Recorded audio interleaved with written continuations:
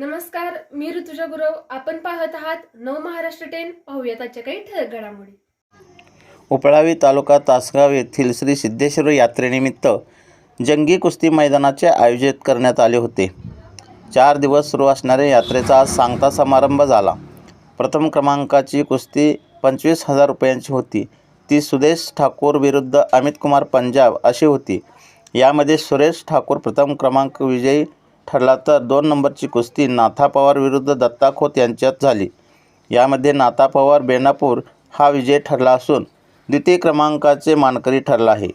सायंकाळी 5 वाजल्यापासून रात्री 9:15 वाजेपर्यंत कुस्ती मैदानात विद्युत प्रकाश झोतात मैदान सुरू होते. या मैदानावर प्रेक्षकांची मोठी गर्दी पाहायला दिसून आली. यावेळी मैदानावर नूतन जिल्हा परिषद सदस्य शशिकांत जमदाडे, जिल्हा मध्यवर्ती सहकारी बँकेचे संचालक B.S. पाटील, जिल्हा गणपती संघाचे संचालक चंद्रकांत कदम, मणेराजुरीचे माजी सरपंच पैलवान रावसाहेब पाटील, येवगवाडीचे माजी सरपंच राजाराम गुरव तसेच ग्रामपंचायत सदस्य, विकास सोसायटी संचालक, यात्रा कमिटी, प्रतिष्ठित मान्यवर व कुस्तीला देणगी देणारे देणगीदार उपस्थित होते. जिल्ह्यातील व मध्य प्रदेश, पंजाब, हरियाणा येथील पैलवान उपस्थित होते. या कुस्ती मैदानात हलगी व तुतारीने मैदान दणाणले.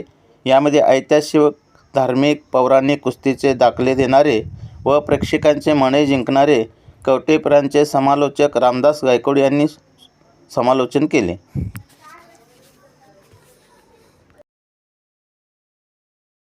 समोर चालू असलेली कुस्ती